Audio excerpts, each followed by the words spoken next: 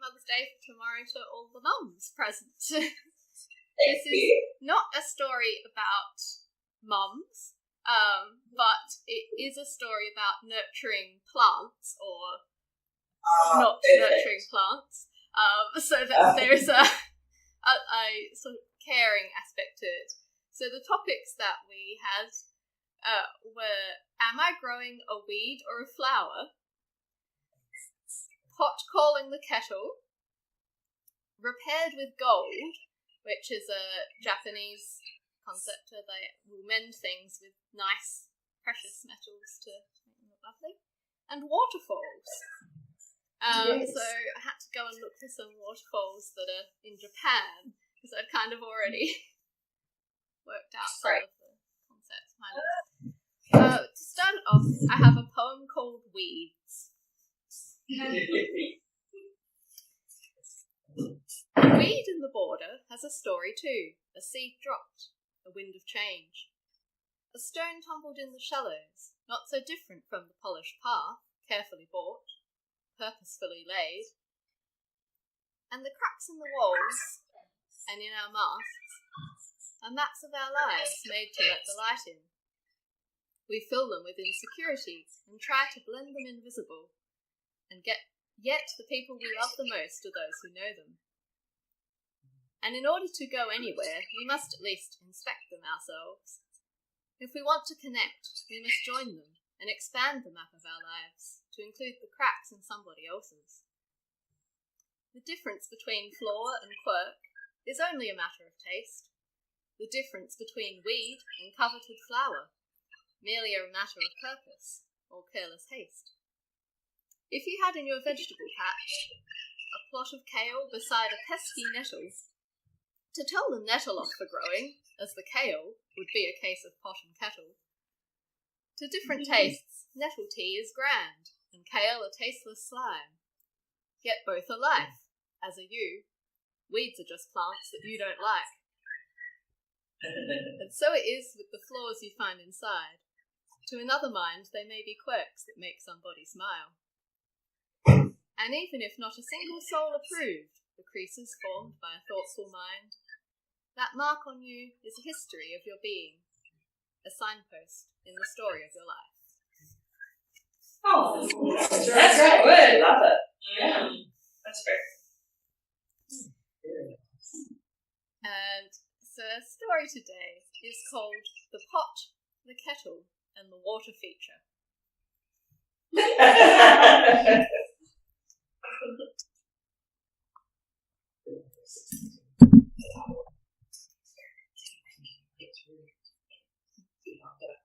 We have dashing red on that. So do I. Snap. There you go. Excellent. Chosen. Yes. So the pot, the kettle, and the water feature. You should let the world see the wrinkles you're hiding, Owl said, as Innes pulled out of the airport car park, Owl's pile of bags crammed into the back seat of her hatchback. Nothing would fit in the boot, because Innes had just picked up a load of garden supplies. The car smelt of earth and fertilizer. In Japan, they do something called kintsugi, where, I know, Owl, you haven't stopped going on about it since you got off the plane. Are you suggesting that my face is like a piece of shattered crockery?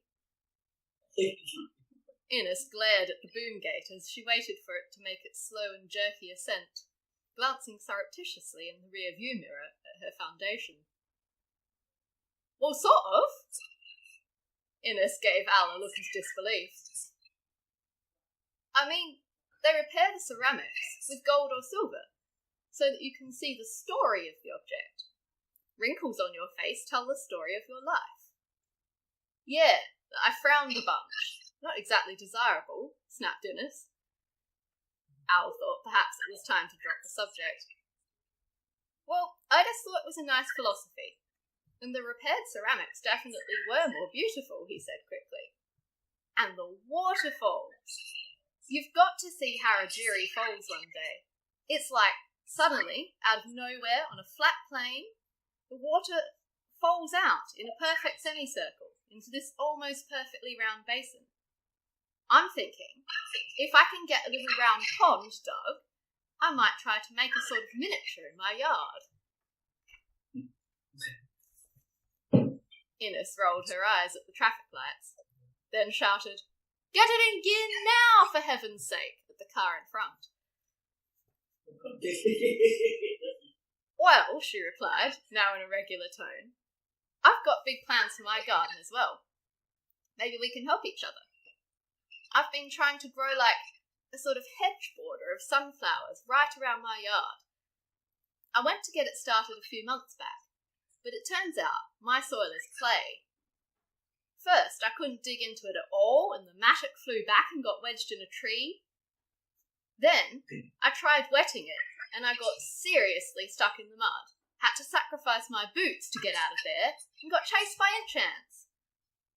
So I decided to wait a few months, get a couple of pay packets behind me, and then buy a bunch of nicer soil and make some raised beds." Al listened with a thoughtful expression, then said, "I don't think you've thought this through." Ines snorted. "Excuse me? Pot calling the kettle much? You do realise you've just told me you want to recreate the Harakiri Falls in your garden?"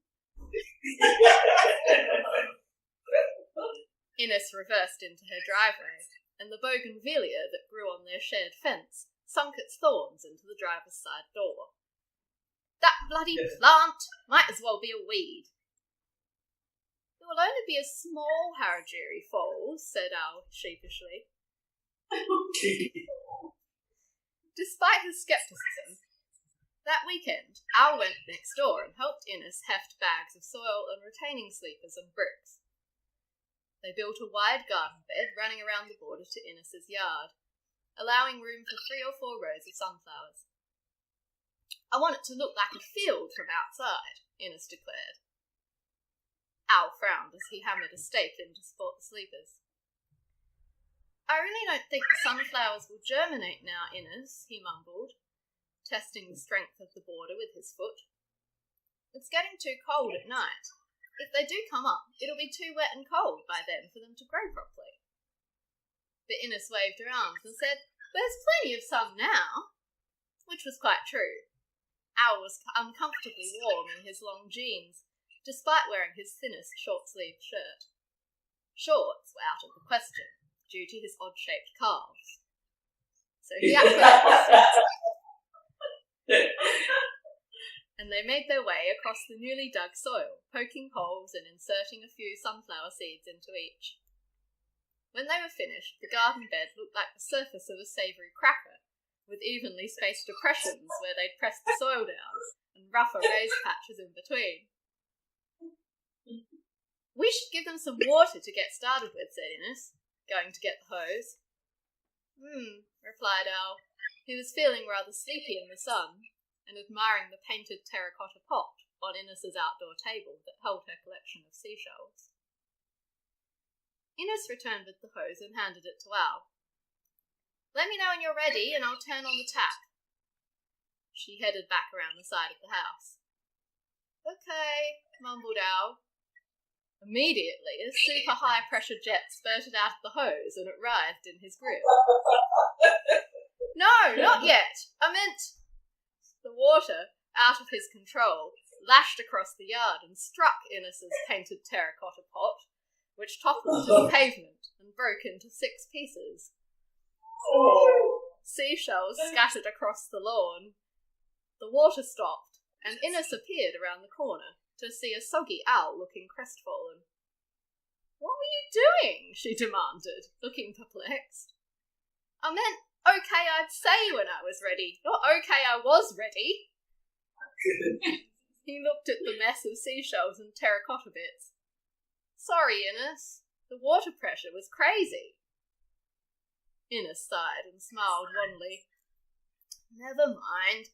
Perhaps we can get the pot kintsugi." She began picking up the pieces and placing them back on the outdoor table. Al brightened and went to help. "Yeah, it will look even better than before. Just wait and see." He paused. "That's not a word, though, Ines. You probably shouldn't say kintsugi like that." Ines rolled her eyes. After work on Wednesday, Ines went next door to help Al make a start on his waterfall water feature. He had special black PVC pond lining, a lot of rocks, some sand, and some pipes. Parked on his lawn was a tiny digging truck that looked like a toy, and Al was on board this contraption, his legs bent up like a grasshopper and comically long, trying to learn the controls. The digger waved feebly, and Ines tried not to smirk. It was going to be a slow evening. When Al had finally managed to dig a small round crater in his yard, and the two of them had hauled the pond lining into place, it was beginning to get dark. "I'll make us a cuppa," Al said. "We won't be able to put the pipes in now." He disappeared into the house, and Ines stood admiring the hole in the ground. The digger had made short work of the surrounding garden, which now resembled a mountain bike racing track. There would be a lot more work to tidy it up again after the water feature was finished, Ines thought. Al came out of the house with a tray, immediately stepped in a ditch, lost his balance, and sent the tea things sliding into the waiting stack of rocks that he planned to use to construct his island. Miraculously, the teapot and one of the cups survived the fall, albeit wasting a good hot pot of tea. But the second cup, a handleless tea bowl of warm red ceramic, shattered spectacularly, raining small red gem-like pieces down among the rock pile. "Oh no!" Al knelt down and began trying to gather the pieces. "Grandma made that."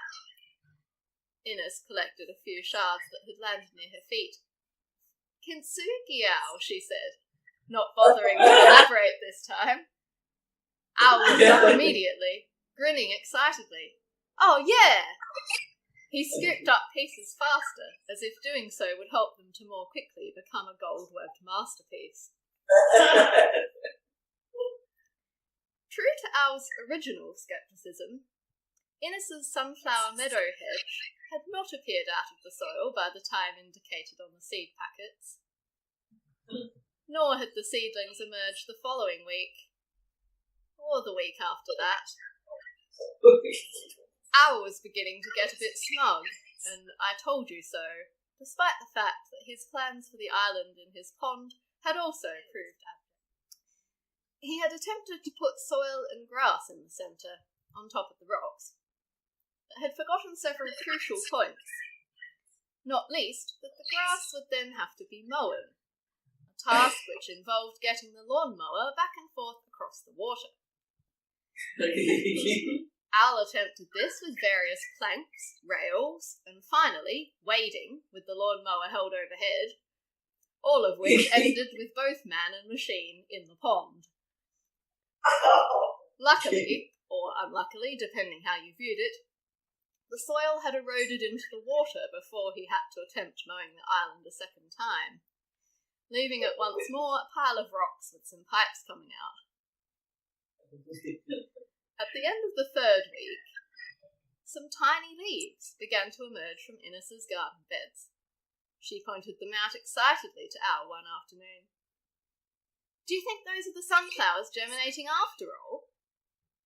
They both peered closely at the plants, unsure what exactly a baby sunflower looked like. "Do sunflower leaves have little hairy spiky bits?" "Yeah, I think so." Al poked the tiny plant a bit, then shrugged. "Well, I guess we'll just have to let them grow and see." A few days later, the possibly sunflowers were doing very nicely, thank you, with careful tending by Ines with fertiliser and gentle watering. Unfortunately, a few different-looking seedlings had emerged. Whatever they weren't the same as the first ones, and Ines was committed now, so she carefully removed these imposters and tossed them aside.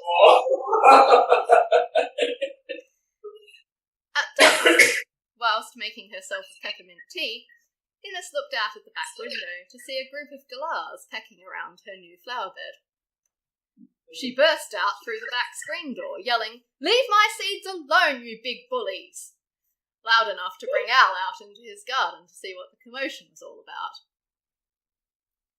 "I tried to find someone locally here who could do kintsugi," he told her, rather dejectedly, once the birds had taken flight. "There doesn't seem to be anybody. We'd have to send the pottery away, and it would be very expensive." Ines sighed. She bent and inspected one of the possibly sunflowers.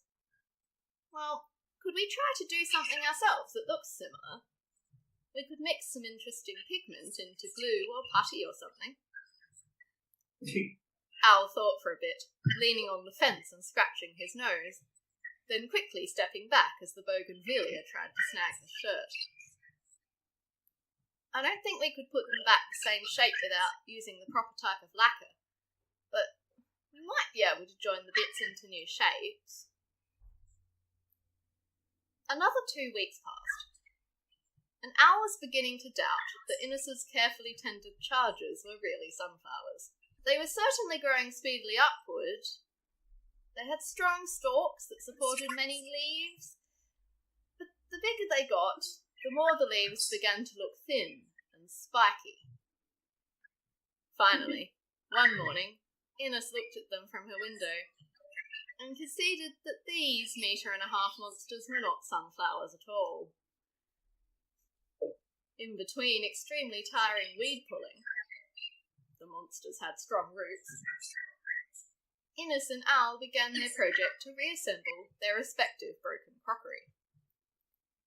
Ines wanted to use red pigment because it made an impressive contrast to her pot's terracotta and white hues, but Al's tea bowl was already red, and he wanted it to have golden joins, like proper kintsugi. After a short period of trying to piece Al's cup back together, however, it became obvious that some pieces were either too finely shattered or completely missing. The tea bowl would not go back together into a whole piece. Ines turned one of the pieces over and over in her hands, trying to imagine what different shape might be produced from the jigsaw that remained. Suddenly her eyes flashed up to meet Al's, and she laid the remaining pieces of her shoal pot on the table. Some were already joined with lines of red. "I have an idea," she announced. "Let's see what we can make if we join the cup and the pot together." Al frowned. "What about the colours?" Ines scoffed. "Never mind about that. Just join some of the cup bits onto the pot bits in your colour and we'll see what happens." Al, as ever, was sceptical, but he decided to humour her. After a few hours of experimenting, the result was a wide, shallow dish in a patchwork of red, white and terracotta, streaked with gold. Ines smiled at it, trying hard not to say "I told you so" to Al. She'd seen his expression when he looked at her carefully tended weeds. "You can see who worked on which joins," Al commented, looking pleasantly surprised. "It's almost like a map of our lives." Ines wasn't too sure about this description. It implied more interconnectedness than their understood neighbourly relationship entailed. But there was a more pressing concern. "Where should we put this?" she asked. "My garden is all giant, well-fed weeds, and if either of us had it in our house, it wouldn't be fair." Al looked a bit nervous. "Would you consider, maybe, letting me put it on the water feature?" Ines frowned and considered. "Well, maybe. But we have to do something about this bloody bougainvillea so I can see the water feature better." Al set up the dish in the centre of his rock island and surrounded it with some low-maintenance creeping succulent plants in pots that would hide the ends of his water feature pipes. Ines leaned over the fence to suggest filling the dish itself with water and got pricked by the bougainvillea.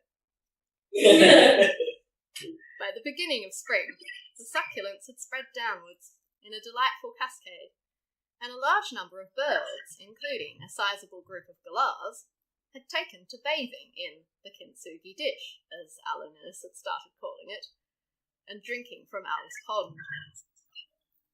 When Innes first noticed this, she came storming up Al's driveway, waving her arms and shouting, "Sunflower thieves!" Afterwards, however, as she sipped the tea Al had made her, Innes noticed some seedlings growing around the edge of the pond, and even, on closer inspection, between the island's rocks in the silt left over from Al's attempt to grow grass. "Surely not," she exclaimed. But sure enough, within a few weeks, it was undeniable that these small plants were, in fact, young sunflowers. "That's it!" Innes exploded. "The bougainvillea has to go. If my sunflowers are going to grow over here, and the kintsugi bowl is here, I want to be able to look over at them without injury." Al nodded enthusiastically. Then he paused. "You know what, Innes? Why don't we just take down the fence altogether? You're always in my yard anyway. Might as well make the pond shared territory since we both made it." Innes fumed a bit and said, "No, you're always in my yard anyway." But she agreed to the plan all the same.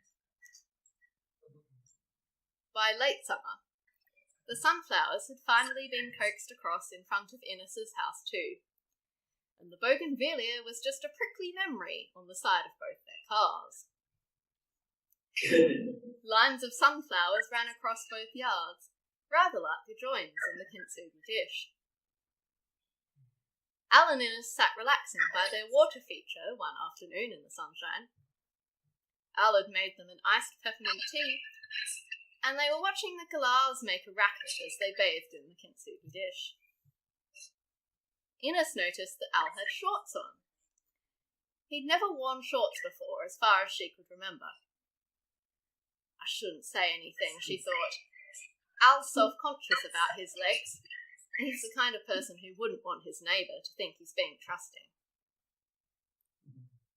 Al was watching a lorikeet negotiate for space on the edge of the kintsugi bowl. But out of the corner of his eye, he was looking at Innes, who, he noticed, wasn't wearing her makeup today. Better not to mention it, he thought.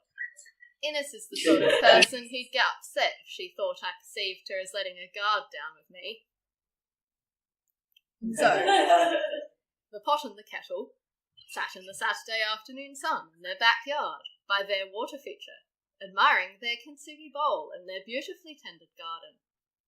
And they both kept tactfully silent. Oh,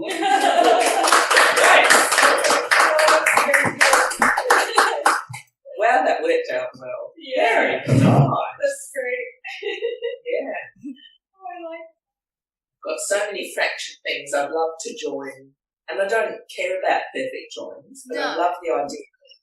There should be an imitation, gold joiner. It doesn't have to be gold. Yeah, like make some sort of special. Is there a fly or a mozzie or something? Yeah, there's a fly and the imitation.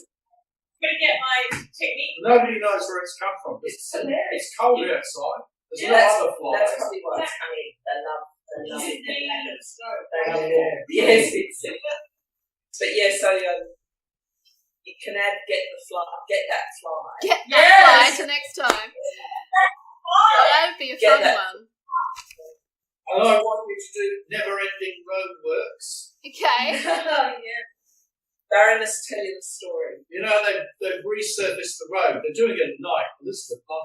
Oh, Yeah, she loves it. It's really bloody noisy when they do it. Like, rumble, rumble, rumble, rumble, rumble, Constantly rumble. till midnight. Anyway, Clay, they've just gone past the primary school, basically, just a little bit further up from there. And they were middle of the day today. They've been doing this at night, not cause traffic jams. The street looked like Southampton or London. The cars were all the way down to the crossover thing and all the way up past the supermarket. Blocks not moving. Oh, Because dear. there were 3 work groups, idiots, digging up the brand new road to put pipes under it. It's only been laid 2 days ago. Yeah. And now there's a great Well, they're big... digging it back up again. Yeah, I love take it it up when they again. do that. They make a hole and they fix a pipe, and then they put the road back, and then they spend several weeks putting it back, and then they dig it up again to do put some wiring or something. And it's like, can you talk to each other? Yeah, exactly. This one is probably the worst. I could really stop the bike and say, who's in charge? Yeah. You did not do it. No, I knew it. I think that was You should, when you, with the fly, Yeah. it reminds me of, so there's a thing that I often end up doing because I always get really enraged whenever there's a fly, and sometimes I'll interrupt myself in the middle of a perfectly calm sentence with "Ah!" and then I will chase after the fly, and then I will not get the fly, and then I'll sit back and continue my very calm sentence. Yeah. So I always think of Yeah, that's a bit like erraticism. yes, it's true. There must be a fly somewhere I should be hitting.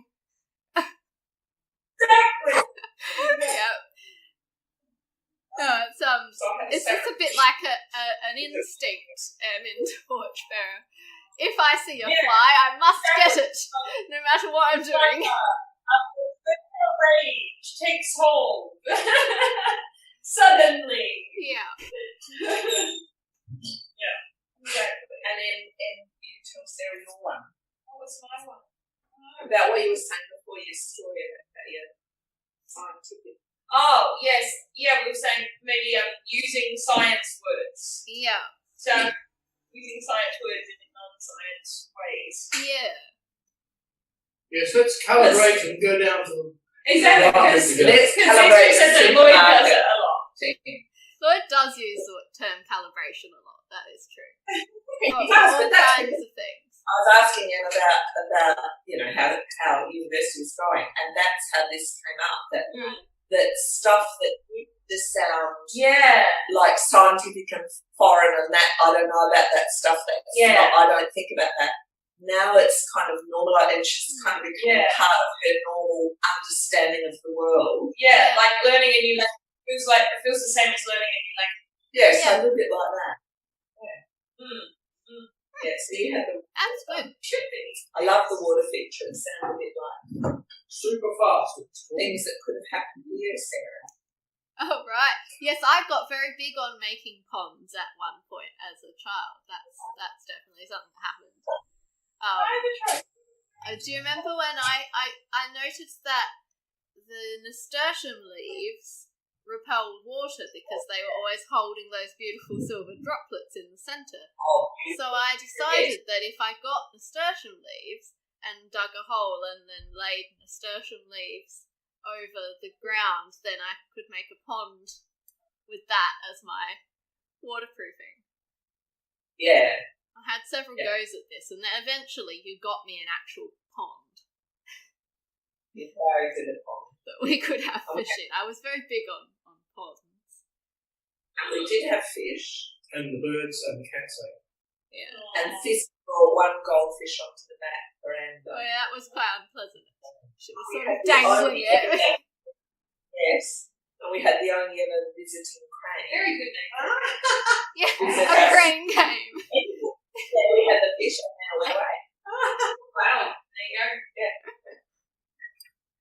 It's like a weird kind of tooth fairy. Like, you've got to leave a fish and then you'll get a baby. Yeah. I'm not sure how the Oh, the crane. crane. Oh, I see. So crane. Crane fairy. A little bit. Sorry. Right. A little bit left field.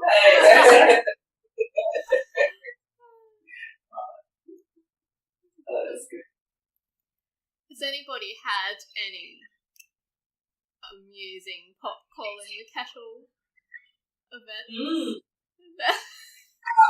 Well, whenever we are driving, I do, that word does go through my mind a little bit.